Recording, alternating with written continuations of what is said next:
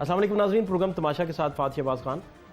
पंजाब का जो आइनी बहरान है इस पर बात करेंगे और इसे समझने की कोशिश करेंगे और ये भी जानने की कोशिश करेंगे कि तहरीक इंसाफ में जो ब्रेन्स हैं, कानूनी ब्रेन्स ख़ास तौर पे, वो क्या राय रखते हैं, वो क्या सोचते हैं।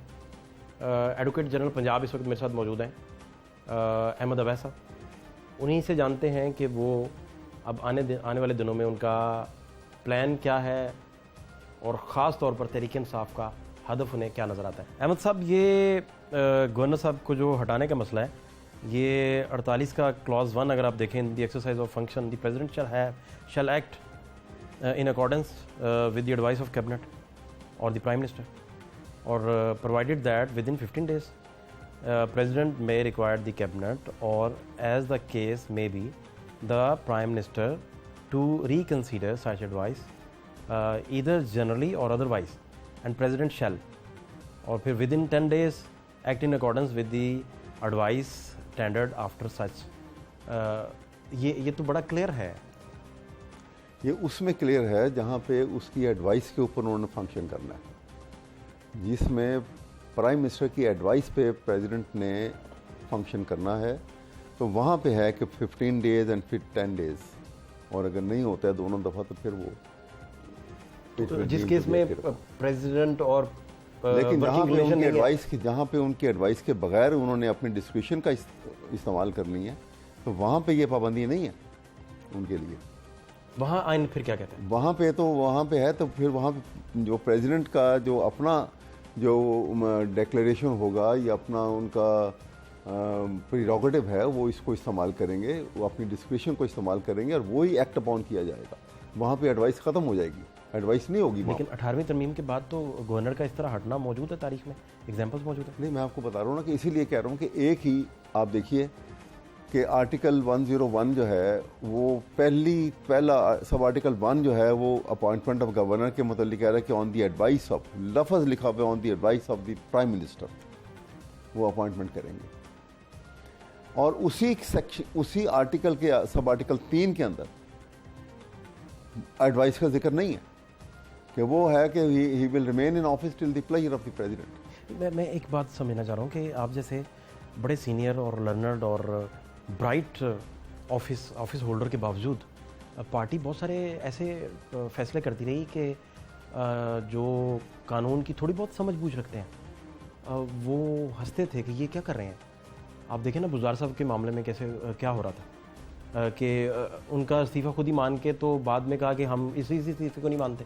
देखिए, मैं आपको बताऊं, बुज़दार साहब, आप जो पार्टी को इनपुट देते रहे शायद वो आपकी पार्टी नहीं मानती रही। आपकी बात, बुज़दार साहब का जो इशू था वो इनिशियली तो जो एक तरीक़ेकार दिया हुआ है उसमें गलतियां तो हुई, लेकिन टाइम के फ्लक्स ऑफ टाइम ने वो, मैंने खुद भी उनसे कहा कि now much water is phloem under the bridge, therefore अब इसको लेट इन द डे आप इसको ये कहें कि जी मैं जो है इनको दोबारा से मान लिया, इलेक्शन को बोगस भी करार दे रहे हैं, खुद वोट डालने में जा रहे हैं। गलत है। इसी वजह से मैंने उनको इस बात से इनकार किया था कि हम आपका ये मैटर मैं नहीं टेकअप। ये आपने किससे मीटिंग करके कहा था?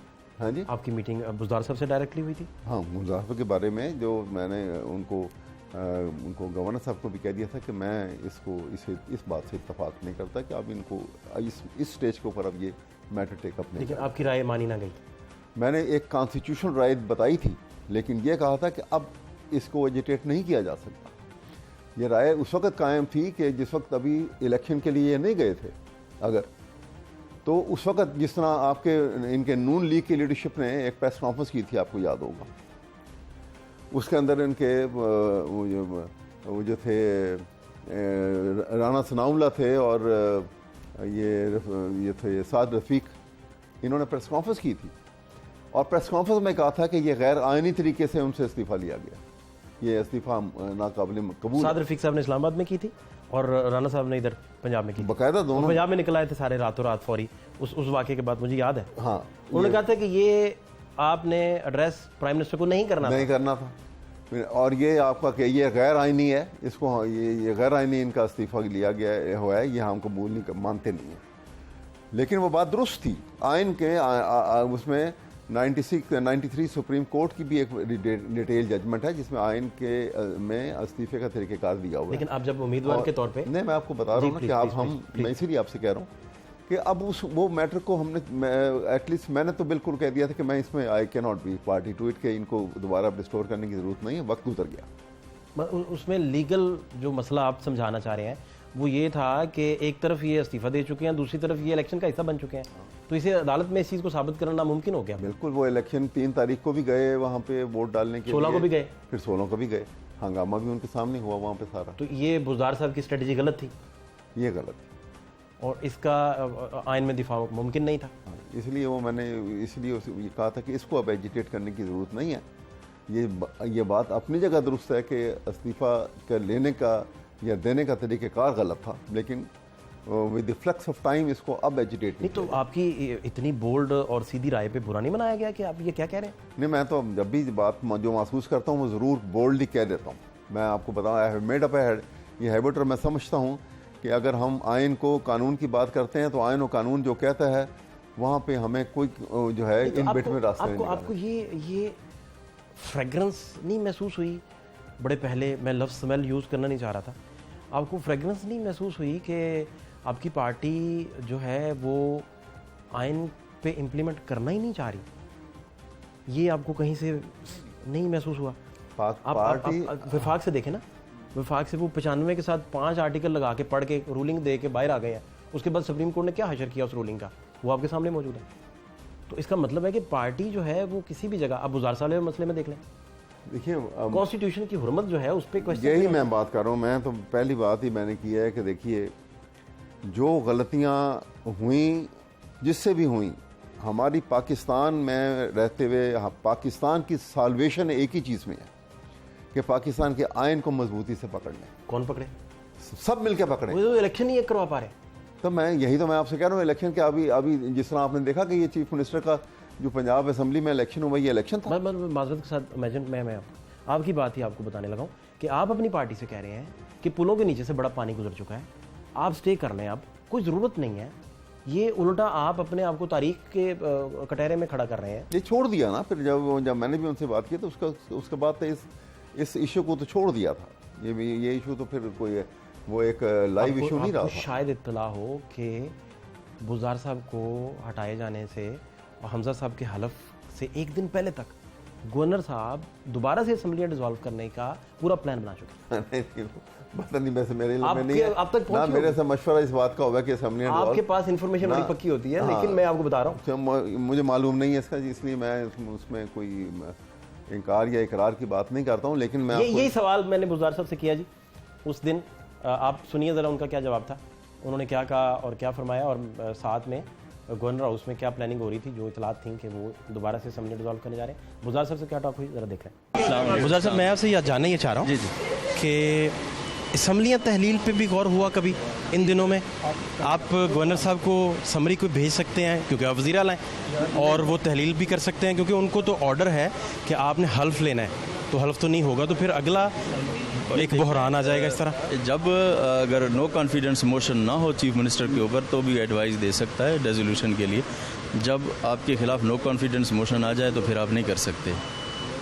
तो ये फराह बीबी, एहसन जमील, गुज्जर फैमिली, उनके साथ बढ़ गए और वो सीएम हाउस हर वक्त बैठे रहते थे। आपने देखा है? आपने गोंदल साहब का जवाब देखा जो सुप्रीम कोर्ट में जमा हुआ था? नहीं, मैंने नहीं देखा। आपने देखा? गोंदल साहब से मीटिंग किसने की थी? वो तो कभी आया नहीं यार। वो डीपीओ थे। गोंदल साहब अल्लाह से डरो जी। अब मुझे ये बताइए अहमद अवैस साहब, अब क्या आप देख रहे हैं, इस फैसले को भी चैलेंज करेंगे, अदालत जाएंगे, अदालत का दरवाज़ा खटखटाएंगे और अदालतों ने देखिए, वैसे मैं आपको बताऊं कि ये फैसले अदालत में ही जाया करते हैं लेके, पार्टीज़ हों या इंडिविजुअल हों, वो नेशनल सतह के मामलात हों या वो इनफरादी और प्राइवेट हों, मामले जो हैं अदालत में जाते हैं और अदालत फैसले करती है। इसमें कोई ऐसी अचंभा बात तो नहीं है। लेकिन मैं आपको ये बताऊं कि मामलात जो हैं हमारे इस हद तक आगे निकल चुके हैं कि लोग अब जो हैं वो एतमाद, ये नहीं मैं कहता कि यकसर ख़त्म हो गया, वो एतमाद अदालत का, वो एहतराम और वो एतमाद अदालत के फ़ैसलों का जो आज से एक पिछले बहुत अरसा पहले चले जाओ, वो उस तरह से नहीं है जो ग्राउंड रियलिटी है इस वक्त। और इसमें बड़ी ही ज़्यादा ज़रूरत है एहतियात बरतने की, ताकि वो एतमाद आवाम का बहाल किया जाए। आप जब जलसों में अदालतों को मुतनाज़ करेंगे, वही काम करेंगे जो नवाज शरीफ साहब पहले 3 साल पहले किया करते थे, या कुछ अर्सा पहले गुजरांवाला की तकरीर में करते थे, तो जलसों वो में क्या फ़र्क रहेगा? अदालत के मुतालिक तो उन्होंने कुछ नहीं, अदालत में तो अदालत की बात को तो मान लिया, अदालत के ऊपर तो वो उन्होंने कोई ऐसी बात नहीं की है और ना करनी चाहिए। अदालत का देखिए निज़ाम तबाह हो जाएगा ना अगर हम अदालत को बिल्कुल आइन को जिस तरह हम चाहते हैं कि जिस एक मोम की नाक बना के उसको इस्तेमाल करें, तो अदालतों के मुतालिक अगर ये रवैया रखा जाएगा तो फिर पाकिस्तान का तो खुदा हाफिज़ है। हमें तो बड़ी एहतियात बरतनी है, चाहे कुछ भी हो जाए। ये इसको अपलिफ्ट करना है, इसको और बढ़ाना है। आपकी आरिफ अलवी साहब से बात कब हुई लास्ट टाइम? मेरी उनसे हुई है 2-3 दिन पहले। क्या बात हुई जो आप बता सकें? ना मेरी अब एक इसी जनरल इश्यूज के ऊपर बात हुई थी। उन्होंने आपसे इन कहा मामलों नहीं को- डट के रहें, मैं साथ खड़ा हूँ आपके? हाँ जी। प्रेसिडेंट है, कहा नहीं डट के खड़े हो, कोई मसला नहीं। नहीं उन प्रेसिडेंट तो जो है मैं आपको बताऊं, he is a very refined person. आपको बताऊं ये लाइक एक आम जिस तरह इससे पहले प्रेसिडेंट थे, ये इज़ नॉट लाइक दैट। नहायत पढ़े लिखे आदमी हैं, नहायत सुलझे हुए और स्क्रूपलस आदमी हैं, जो मैंने उनको महसूस किया। मैं उनको बहुत अरसे से जानता हूँ। मैं एक हम्बल सबमिशन, छोटा जी, सवाल ले ले। जी जी मतलब एक वो सुप्रीम कमांडर है, यस। सुप्रीम कमांडर का ऑफिस पीटीआई का ऑफिस बन जाए, तो आप कानून के तालिब इल्म हैं और कानून को इम्प्लीमेंट करवाने के लिए इस कौम के लिए जंग लड़ते हैं, तो आप क्या सोचते हैं इसे ऐसे क्या आपको अच्छा लगेगा कि एक प्रेसिडेंट का ऑफिस वो पीटीआई का ऑफिस बन जाए? मैं यही तो बता रहा हूँ कि देखें ना, प्रेसिडेंट के ऑफिस को आप उसकी तजलील कर रहे हैं। ये कौन कर रहा है तजलील? देखिए मैं आपको बात बताऊं, जब पहली दफ़ा गवर्नर ने यहाँ पे रिफ्यूज़ कर दिया कि मैं ओथ नहीं लेता, ये with in the domain of the constitution उन्होंने ये बात की। आर्टिकल 104 ये कहता है कि अगर किसी वजह से गवर्नर ओथ लेने को तैयार नहीं है तो आप स्पीकर से कहेंगे, प्रेसिडेंट ऑफ पाकिस्तान, कि भाई तुम ओथ ले लो इसका, या वो तीसरा बंदा को लगा देंगे। और अगर स्पीकर भी यहाँ क्योंकि एक और तीसरे बंदे का इन्होंने इंतजार नहीं किया। नहीं, इस वजह से कि स्पीकर ने रिफ्यूज़ल था उसका भी, क्योंकि वो तो ऑब्वियस था रिफ्यूजल। हाँ जी, वो तो ऑब्वियस था, रिफ्यूजल आना था वहां से। इसी सारी वजह बात है। से ना, इस वजह से तो फिर तीसरे आदमी का इंतजार तो करना तीसरा चाहिए। कौन है? किसी को फिर आपको तो पता आपका। नहीं कि हाँ, प्रेसिडेंट की ये एंटायर डिस्क्रिप्शन है कि वो किसी को कहेगा उस लेने के, उस लेना ना बस। लेकिन आइन के तहत अब जो तरीक़ेकार हुआ, आपने आइन को एक तरफ फेंक दिया उठा के, और आपने कहा जी नेशनल असेंबली का स्पीकर जो है वो प्रोविंशियल इश्यूज में आके वो ओथ ले लेगा, और वो ओथ ठीक है, वो सिर्फ ओथ के लिए बुलाएगा। आप देखें तो सही ना, आर्टिकल 104 को पढ़ें। गवर्नर तो जो अपॉइंटमेंट हो गई, गवर्नर ने तो अपनी इनएबिलिटी जिस वजह से भी शो कर दिया, अगर बता दिया, तो उसके पास स्पीकर, और स्पीकर नहीं है तो वो किसी को कहेंगे कि आप किसी आदमी को वो चाहे वो chief justice Lahore high court को कह देते हैं या किसी और को कह देते हैं कि भाई तुम इनसे ओथ ले लो, वो ओथ ले लेंगे। तो इसी तरह तो हाई कोर्ट ने भी स्पीकर कौमी असेंबली को कहा ओथ ले ले। नहीं, अगर ने आइन को इस तरह बदलना है तो फिर आइन की जरूरत ही क्या है? फिर आइन को आप 2/3 मेजोरिटी की जरूरत है कोई? ये तो बिल्कुल ऐसे ही हुआ कि जैसे आपने चीफ मार्शल एडमिनिस्ट्रेटर को 3 साल का इख्तियार दे दिया कि भाई तुम जब चाहो आइन को बदल सकते हो, आइन के अंदर तरमीम कर सकते हो खुद ही, just by one stroke of pen. अब आपकी दानिश में गवर्नर साहब हैं कि नहीं है? गवर्नर साहब अभी तक तो हैं, आइन के तहत तो गवर्नर हैं। अब अगर प्रेसिडेंट ऑफ पाकिस्तान ने ये बात की है तो इसका और बेहतरीन तरीका होना चाहिए था कि उसको आप टेकअप कर लेते, उसको कोर्ट में ले जाते, बजाय इसके कि आप वहाँ पे जो है वो रास्ते मसदूद कर दिए हैं, बंद कर दिए हैं, वहाँ पे पुलिस खड़ी कर दी है, वहाँ पे रेंजर्स ले आते हैं, और वहाँ पे आप जो है एक डेरोगेटरी या एक अंदाज जो है against the president of Pakistan, he is the supreme commander, और नॉट ओनली सुप्रीम कमांडर, सबसे प्रेस्टिजियस ऑफिस होल्डर है, हेड ऑफ स्टेट है वो। मुझे ये बात समझना है कि आप चूंकि उनसे राब्ते में भी हैं, उनकी शख्सियत को भी बेहतर समझते हैं, आने वाले दिनों में बड़ी अहम तकरीरें कुछ गवर्नमेंट ने करनी है, तो उसमें भी सदर पाकिस्तान क्या रोल प्ले करेंगे, क्या करेंगे? पाकिस्तान वो रोल तो प्ले करेंगे, रोल तो जिन्होंने ख़राब किया है उनको देखना है कि वो क्या किया है। जब एक आपने 4 दिन के अंदर 3 रिट पिटीशन दायर करते हैं आप हाई कोर्ट में, आप वेट नहीं कर रहे हैं कि प्रेसिडेंट ऑफ पाकिस्तान जो है वो तीसरा आदमी किसी को ओथ के लिए अपॉइंट करेंगे। ठीक है, मैं समझ गया। आपने वो वेट ही नहीं किया। जरा सा सब्र करते तो आइन के तहत कार्रवाई हो जाती, किसी को इतराज ही नहीं होना था। हंगामे पे कुछ मुझे सेकंड्स अदा करें, हंगामे पे शुरुआत कहाँ से हुई? आपने फुटेज देखी, कहाँ से शुरुआत हुई? शुरुआत तो वो हंगामा शुरुआत तो ये ज्वाइंटली हुई है। नहीं, शुरू कहाँ से हुई? देखिए ना, पहले हमला किस पे हुआ? या पहले हम ये अब मैंने वो इतनी डिटेल से तो नहीं कि पहले या बाद में, लेकिन जो हंगामा इतनी टाइमलाइन आपको याद है? नहीं, अपने हमले का याद नहीं है? मैं को वहाँ 6 घंटे की कार्रवाई मैं टीवी के ऊपर तो नहीं देख रहा था, लेकिन पहले दोस्त मजारी पे हमला हुआ ना? मैं देख किसी पे भी हुआ, मैं कहता हूँ कि हमला किसी ने किसी पे किया, वो उस हमले थप्पड़ पड़े, उन्हें मार पड़ी, घसीटा उनको, बालों से खींचा, हुआ। पूरी दुनिया ने वो सारा देखा। मरियम और हमजा की आपने फूल निशावर की फुटेज देखी है, दोस्त मजारी पे हमले की फुटेज देखी। मैं कब कहता हूं कि नहीं हुई, बिल्कुल हुआ, उसको भी मारा गया, सब कुछ हुआ, लेकिन उसकी बैकग्राउंड मैंने आपको बताया कि जब ये कॉन्फिडेंस, वो आपने सारी टाइमलाइन कानूनी मैंने सारी बताई। ठीक। अब उसके बाद ये बढ़ता गया, जब बढ़ता गया तो हालात और खराब हुए, और फिर अंदर पुलिस आई, आईजी पुलिस लेकर पुलिस को आ गए, और उन्होंने आपको पता कि वो जो पुलिस अंदर आई थी उन्होंने बुलेट प्रूफ जैकेट्स पहनी हुई थी, हेलमेट्स पहने हुए थे, कि जिस तरह पता नहीं किसी वार फुटिंग के ऊपर है वो, और वो उन्होंने आके बाकायदा फिर वो तमाम at the end of day पूरे हॉल को खाली करा दिया। ये आपके सामने हॉल के अंदर फिर कोई कार्रवाई नहीं हुई है। जो उसका हाउस है, दिस इज वो हॉल जो है जहाँ पे ये हाउस है, गैलरी जो विजिटर्स गैलरी है, it is not part of house.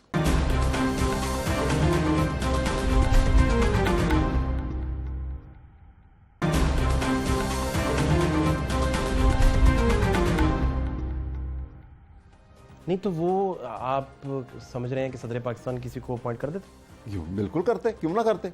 आईनी रिक्वायरमेंट है वो बिल्कुल पूरा करते। किसी जगह पे भी आसानी हुआ तो उन्होंने नहीं किया। सदर पाकिस्तान का जो ऑफिस है वो किसी पार्टी को फैसिलिटेट नहीं कर पा रहा। बिल्कुल भी नहीं, पॉलिटिक्स से अबव है। नहीं, पॉलिटिक्स से अबव नहीं है ना? है नहीं अबव, वो तो वो पीटीआई के चेयरमैन की लाइन क्यों ले? चेयरमैन की अगर लाइन ली होती तो फिर वो ये जो तीसरी सिचुएशन उसका वेट किया होता इन्होंने, अगर वेट किया होता फिर आप कहते कि लाइन ली हुई है। चले इस मामले में देख लें, किस मामले में तो चले वेट नहीं किया ना, कि उन्होंने नहीं, ऑपोजिशन ने वेट नहीं किया। अब मौजूदा हुकूमत है, इसको जरा स्किप साइड पे कर देते हैं इस मैटर को, लेकिन आज का मैटर देख लें आप। आज समझ जाती है वो, देखें मेरी बात, वो मानती नहीं है। ये बात सुने, ये मामला एक इतना पेचीदा, आपने सिर्फ ये डिफरेंशिएट करना है कि चेयरमैन तहरीक इंसाफ का और सदर पाकिस्तान के ऑफिस का क्या फर्क है। मैं आपको नहीं, वो पॉलिसी का क्या फर्क है? बिल्कुल जमीन आसमान का फर्क है। मैं आपको बताता हूँ आपको बात। देखिए ये यहाँ पे सिचुएशन जो है ना, उस प्रोपोजिशन को आप पहले जब तक नहीं समझेंगे और उसके उस पर्सपेक्टिव में उसको नहीं देखेंगे तो हम आगे चल नहीं सकेंगे। और वो कैसे है वो मैं आपको बताता हूँ। जी प्लीज। देखिए सरदार उस्मान बुज़दार साहब ने इस्तीफ़ा दे दिया, इस्तीफ़ा मंजूर हो गया, और मंजूर होने के बाद आर्टिकल 133 के तहत एक नोटिफिकेशन इशू हो गई कि जब तक नया सक्सेसर नहीं आ जाता इलेक्शन के साथ, तो जब तक ये कंटिन्यू करेंगे। ये आइन की रिक्वायरमेंट है। ठीक, वो हो गया। ठीक, डेट फिक्स हो गई इलेक्शन की। ठीक है, 3 तारीख पहले फिक्स हुई, 3 तारीख को भी वहाँ पे हंगामा हुआ। ठीक है, और हंगामे के नतीजे में इलेक्शन को उस दिन का इजलास को पोस्टपोन करना पड़ा। पोस्टपोन हो गया, 16 पे चला गया, और उसकी तारीख जो है पहले 6 रखी, फिर 16 रखी। 6 फौरी विड्रॉ हुई चंद घंटों में, और 16 पे 16। अब देखिए हुआ क्या, ये तो डेट फिक्स हो गई, लेकिन इन बिटवीन वो जो पीटीआई के एमपीए थे, जो डिप्टी स्पीकर थे, he was one over by the other part group, वो डिफेक्ट कर गए, और उनके खिलाफ उन्होंने क्या किया, फैसिलिटेट करने के लिए दूसरे ग्रुप को वो तारीख जो 6 लगी हुई थी, और उसके बाद 16 खुद डाली उन्होंने। 16 तारीख जो है ये उनके अपने खुद उन्होंने फिक्स की हुई है। अच्छा, डिफेक्ट किया या नहीं किया इलेक्शन कमीशन ने? एक मिनट मैं वैसे इंसर्शन के तौर पे मैं सिर्फ आपको ये इसके वो इवेंट के सीक्वेंस बता रहा हूँ। इन्होंने 5 तारीख की रात को तारीख जो है बदल के 6 तारीख की शाम 7:30 तारीख रख दी, और वो तारीख को अरेंजमेंट हुआ था। यहाँ से आप अंदाज़ा लगाइए ना कि सिचुएशन ख़राब कैसे होती है। अरेंजमेंट हुआ था कि वो उस दिन, क्योंकि असम्बली में तो ये इलेक्शन नहीं हो सकेगा, वो फ्लैटिस में इलेक्शन होगा, और फ्लैटिस में पूरा अरेंजमेंट किया हुआ था। 7:30 बजे का जब इन्होंने डेट रख दी, और उसकी कहीं एंडोर्समेंट ना वो नोटिफिकेशन के अंदर हुई, ना असम्बली के वो जो सेक्रेटरी के ऑफिस में उसकी सारी डिटेल होकर वहाँ से नोटिफाई होता है, कुछ भी नहीं हुआ। उन्होंने यानी 7:30 बजे की तारीख रखी, और 7:30 बजे वहाँ पे पंजाब ये फ्लैटिस के अंदर बाकायदा तौर पे तमाम वो जो दड़बों में से निकाले गए, जिस तरह होते हैं जो होटलों में कमरों में रखे हुए थे, वो तमाम MPs को निकाला गया। उनका बाकायदा वहाँ पे उनका इजलास हुआ, और वहाँ पे इजलास के बाद तहरीक इंसाफ के भी होटलों में ही थे। हाँ जी, तहरीक इंसाफ के भी होटलों में ही थे। इन्हीं के जो डिफेक्टेड थे वो थे। नहीं आपके भी जो डिफेक्ट हुए हुए थे वो इनके साथ वहाँ पे रखे गए थे उनको, ताकि उनकी गिनती में कमी ना आ सके। वो हवारी में इधर पास माल पे आपके अपने मुझे ये जो वाकया सामने हुआ, मैं तो आपको वो बता रहा हूँ जो सबके सामने आया। और उसके बाद बाकायदा इलेक्शन हुआ, बाकायदा वोटिंग हुई, और वोटिंग के नतीजे में मरियम नवाज साहिबा आई वहाँ पर, मुबारकबाद दी, गले लगाया, और बाकायदा वो फूल निछावर हुए और कहा जी ये भी हो गई है। और उसके बाद अब जो है अगला प्रोसेस जो है उसके सारे जो ही बीन डिक्लेयर्ड इलेक्टेड, ये सारी पूरी फुटेज जो है आपने सारे टेलीविजन चैनल्स ने दिखाई। वो यहाँ से लैक ऑफ कॉन्फिडेंस हो गया अगेंस्ट द डिप्टी स्पीकर कि ये बंदा तो वही तो उधर चला गया और उनको फैसिलिटेट कर रहा है, तो उसके खिलाफ no vote of no confidence move हो गया। अब एक बंदे के खिलाफ लैक ऑफ कॉन्फिडेंस की रीज़न ये है, और उसके बाद उसको इम्पोज कर दिया जाए कि नहीं इलेक्शन यही कराएगा, और उसके बाद फिर आपने देखा क्योंकि उसके ऊपर एतमाद किसी का नहीं था। सारी पार्टियां गई थी, कोर्ट की स्वाब दी थी, उन्होंने कहा आप करवा दें। नहीं वही तो मैं, आपको क्या एतराज था इसमें? नहीं, सवाल ये है कि वो जो तरीके का, और डिफेक्शन तो तय इलेक्शन कमीशन ने करनी है, वो अलग होती, कमीशन तो अलग था, लेकिन मैं इलेक्शन के डे की बात कर रहा हूँ, क्योंकि उसके ऊपर एतमाद नहीं रहा था। इस वजह से इलेक्शन का ये प्रोसेस ख़राब हुआ, वहाँ पे हंगामा हो गया फिर, और हंगामे में आपने देखा कि एक लेडी मेंबर जो है, जरा हंगामे पे कुछ मुझे सेकंड्स अदा करें। हंगामे पे शुरुआत कहाँ से हुई, आपने फुटेज देखी, कहाँ से शुरुआत हुई?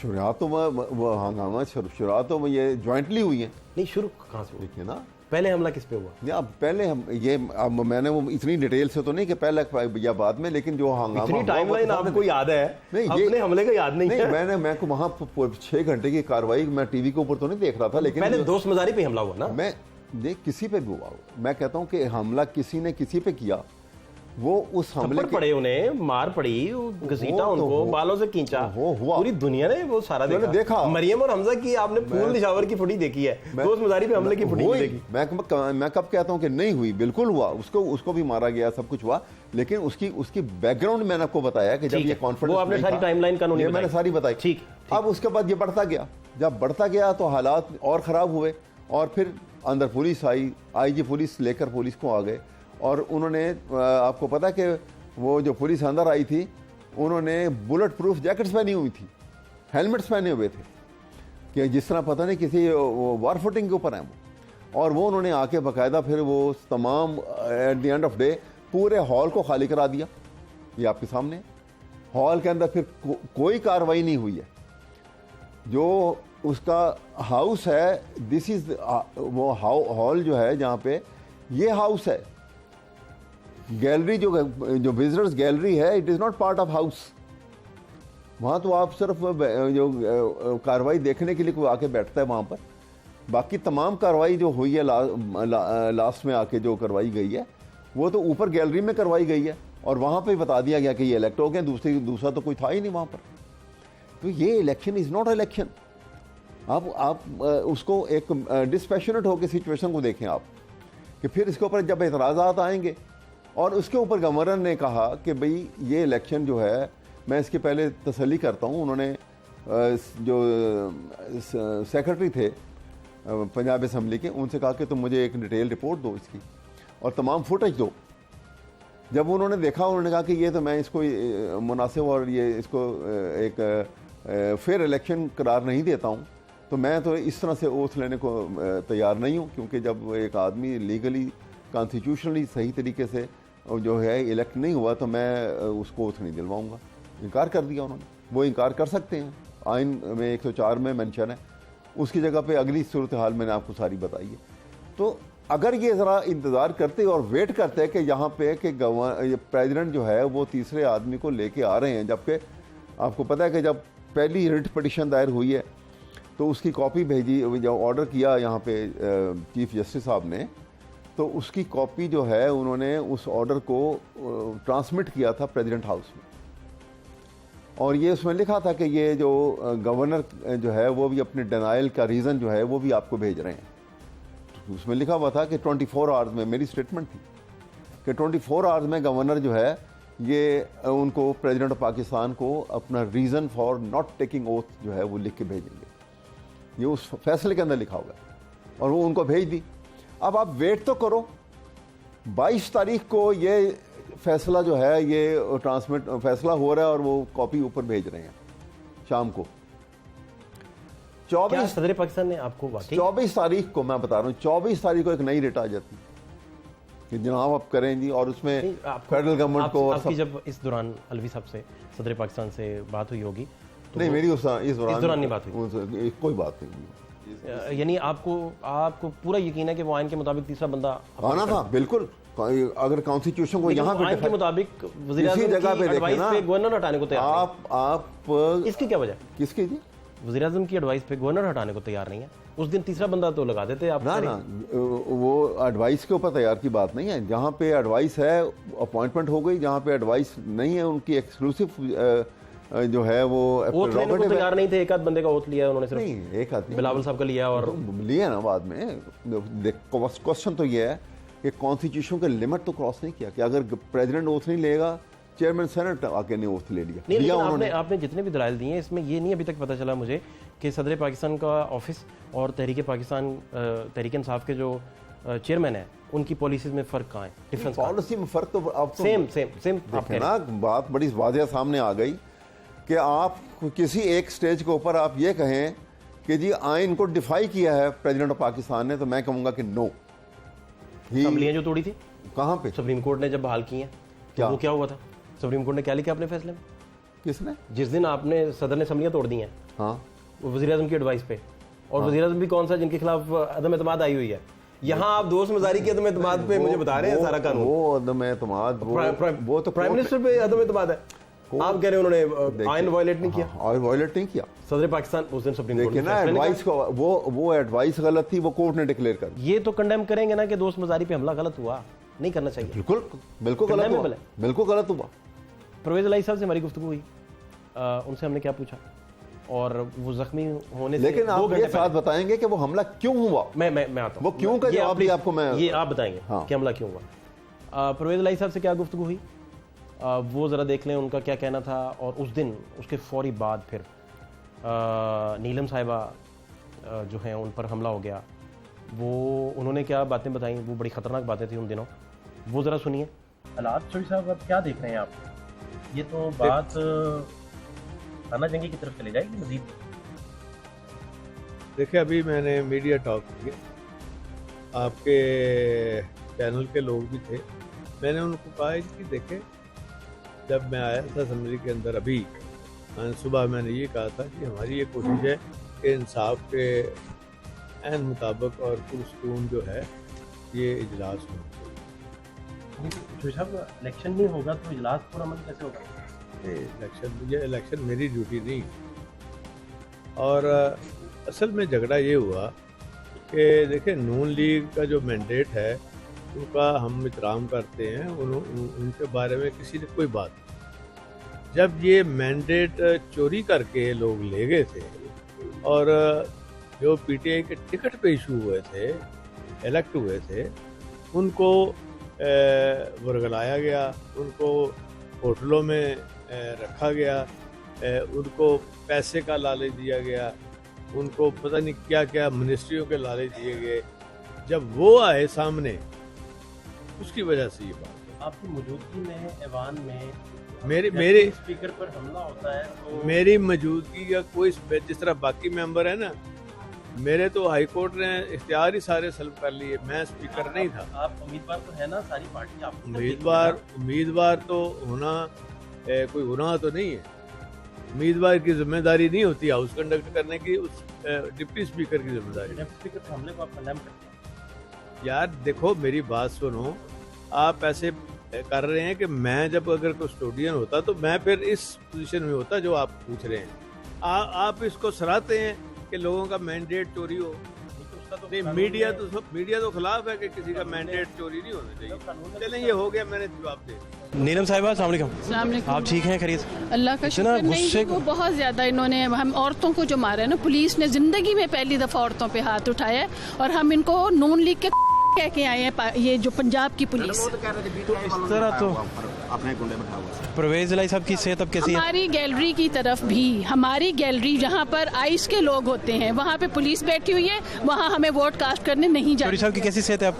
बस वो बेचारे अभी अब गए, पता किया उनका? होकर आई हूँ। क्या कहते हैं वो? उनकी काफी ज्यादा बोल ही नहीं सक रहे, उनकी वो ब्लीडिंग वगैरह भी हुई है? मीटिंग नहीं हुई, ब्लीडिंग वगैरह? जी ब्लीडिंग हुई है। हाँ, यहाँ पट्टी बंदी हुई है, यहाँ पट्टी, टांग उनकी सुन हो रही है। अभी उनको लोग अभी दबा रहे हैं, नेबुलाइज हो रहे हैं। किसने मारा, किसने मैन हैंडलिंग किसने की उनके साथ? सबसे आगे गुंडा मशहूद था। आपको फोटेज मिल जाएगी, आपको फोटेज मिल जाएगी। 3 इनके और 4 पुलिस वालों ने मिलके उनको पहले नीचे गिराया और ऊपर चढ़ के मारा। इन तो ये अब कहा ये जा रहा है, हिस्ट्री में नहीं कभी हुआ था जी ऐसे। अब कहा ये जा रहा है कि सुप्रीम ऑर्डर हाई कोर्ट का था, उसे आप इम्प्लीमेंट होने देते तो नौबत यहाँ तक ना आती। अब देखें, दोस्त मजारी साहब को भी आपकी तरफ से दोस्त मजारी 35 करोड़ में बिका। दोस्त मजारी को उन्होंने वफाक में वजारत देने का वादा किया। हाउ ही डेयर कि वो हमारे मैंडेट पे आया है, उसको हमने वोट दिए हैं। उसकी जुर्रत कैसे हुई 35 करोड़ पकड़ के तो बिकने की? ये पक्की इतला है 35 करोड़ की? इतला है जी। पहली लोटियां बिकी हैं हमारी, आयशा चौधरी नगद था पैसे। हाँ, तीनों बिकी हैं। पहले साजिदा बिकी है, उसके बाद उज़मा कारदार। आपसे ज्यादा इक़्तिदार अब बर्दाश्त नहीं शायद हो रहा। नहीं, ऐसी बात नहीं, क्योंकि आइन में इसके तो तरीके दर्ज है। हमें खान साहब की 26 साल मेहनत जो है वो दोबारा जीताइएगा इंशाल्लाह। लड़ाई झगड़े से क्या होगा? नहीं, लड़ाई झगड़े, ये पुलिस जिस तरीके से अंदर आई है। बड़ा अफसोस वाली बात है कि खातून को मारा गया, ये कंडेमेबल। लेकिन हमारे स्पीकर साहब को उन्होंने जो मारा है, ये बहुत बुरी बात हुई है। और हमारी गैलरी में भी इनके 300 गुंडे थे। अपनी तरफ तो थे ही थे, उधर भी 300 गुंडे थे। ये आज तो इन्होंने 2 मिनट पीछे हो जाए। इन लोगों ने तो आज ये समझ लिया है कि यहाँ पर गुंडा राज आ गया है। आज पता चल गया है कि यहाँ पर नून लीग आ रही है। कोई बात नहीं, तो आप एहतजाज को इंशाल्लाह अब हम दोस्त मजारी के खिलाफ एहतजाज जो है, हम निकले। नीलम साहब, दोस्त मजारी के खिलाफ एहतजाज अगर पुरतशद्दुद ना होता, नॉर्मल तरीके से आप वोटिंग की दावत देते। नॉर्मल हम एहतजाज कर रहे थे, हम बाल नोचे गए, मारा गया ना, आपको कुछ पता ही नहीं। पहले लेडीज पर तशद्दुद हुआ है। सबसे पहले तो लड़के, हमारी जो लड़के थे ना हमारे पीटीआई के, दोस्त से तशद्दुद से पहले लड़के खवातीन जी वो कैसे, वो किस जगह? फराज भी अभी फराज, आप मैं बिलीव कर रहा हूँ, आप बताइए कहाँ हुआ है? हम लोग खड़े थे, ये लोग आए हैं, ये लोग एकदम से अंदर आए, ये बाद में आए हैं। उससे पहले इन लोगों ने हम पर, ये जो थोड़े लोग अंदर भेज रहे थे ना, उन्होंने लेडीज पे किया तशद्दुद। लड़कों से बर्दाश्त नहीं हुआ। इनके गार्डों ने, ये जो दोस्त मजारी के गार्ड थे, उन्होंने पहले हम पे तशद्दुद किए, जिसकी वजह से जैस्मीन राजपूत को भी धक्के पड़े, मुझे भी पड़े, वो फरा भी आती हैं, उनको भी आप देख लें। लड़कों से बर्दाश्त नहीं हुआ, उन्होंने फिर मजारी को मारा। क्या होगा नेक्स्ट हालात, क्या देख रहे हैं? देखें, सीएम चलने देंगे? आप कैसे चलेंगे सीएम? हम इस के साथ एक दिन नहीं चल सकते। अब जो हमारे चेयरमैन साहब का ऑर्डर होगा, इनके उम्मीदवार तो चौधरी परवेज इलाही थे, बेसिकली गारंटियां दे आए थे, बाद में मामला तो और तरफ चले गए। ये सियासत है, कुछ भी होता है, कभी कुछ होता है, कभी कुछ। ये पर्सनल लड़ाई तक बात चली जाएगी इस तरह। तो अभी का सिनेरियो बता रही हूँ कि अभी जो हुआ है हिस्ट्री में नहीं कभी हुआ। आप पूरी दुनिया की असम्बली उठा के देख लें, कभी पुलिस नहीं आती असम्बली में। हमने पुलिस के बारे में एहतजाज जरूर किया, पुलिस वालों ने फिर ग्रजेस निकाले हैं। पहले दोस्त मजारी के गुंडों ने, गुंडों ने हमें जो है तशद्दुद का निशाना बनाया। उसके बाद जो है, अब नीलम साहब, पुलिस आने का वैक्यूम आपने खुद क्रिएट नहीं किया? आपने क्यों नौबत यहाँ तक आई कि पुलिस को आना पड़े, किसी तीसरी कुव्वत को वैक्यूम मिले, उसे दावत आप खुद दी? बात सुने, उन्होंने आज हर हालत में, हमने सिर्फ हम जो डाइस पर जा रहे थे, हमने सिर्फ और सिर्फ उनको पहले भी कहा था, जिसका इन्होंने इशू बनाया था, और आज भी हमारा यही इरादा था कि जो 3 हमारी लोटियां बिकी हैं और जो हमारे लोटे बिके हैं, हम उनसे तरीके से बात करने जा रहे थे और हमारा राइट बनता है, हम उनसे बात करने जा रहे थे। इन लोगों को पता नहीं क्या हो गया, इन्होंने एकदम हम पे धावा बोला है। बहुत शुक्रिया, आपके पास फुटेज आ जाएगी। Thank you so much. आप कह रहे हैं कि वज़ीर-ए-आज़म को उस दिन असेंबली डिसॉल्व नहीं करनी चाहिए थी। हाँ जी, असेंबली डिसॉल्व वज़ीर-ए-आज़म को नहीं करनी चाहिए थी, वो गलत हुई ना, कोर्ट ने उसको डिक्लेयर कर दिया, और वहाँ से डेविएशन का सिलसिला शुरू हुआ। जहाँ हुआ तो खत्म हुआ।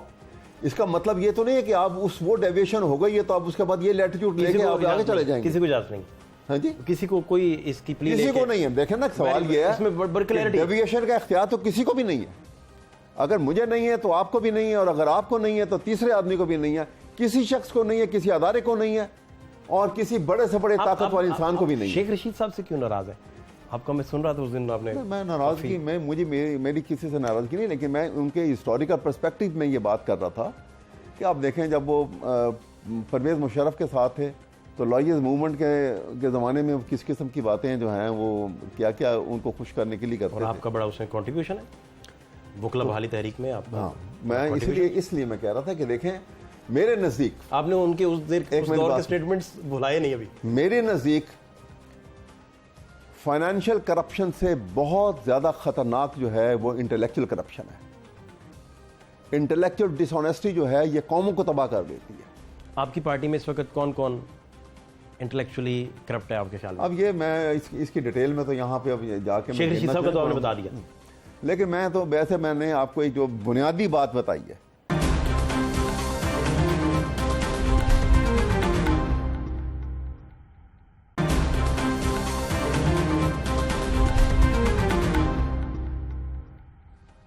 समझना ये है कि इदारों के सरबराह होते हैं। मैं सारी पार्टीज़ की बात कर रहा हूँ, मैं सिर्फ आपकी पार्टी की बात नहीं कर रहा। इदारों के सरबराह होते हैं। अब आप देखें ना कि इधर एक वज़ीर दाखिला हैं, वो एक पॉलिटिकल फेस हैं। अब वो उनकी मर्ज़ी फिर क्या करते फिरें, माजी के दौर के देख लें या आज के दौर के देख लें, सारे इदारे पॉलिटिसाइज फिर हो जाते हैं। अब कासिम सूरी साहब, आपके चेयरमैन साहब जो प्राइम मिनिस्टर थे, आपके अलवी साहब, ये सारे पार्टी को रिप्रेजेंट कर रहे हैं, इनके एक्ट्स बता रहे हैं। इसी तरह आज के वज़ीर दाखिला अपनी पार्टी की जो है सेंस वो टो करके चल रहे हैं।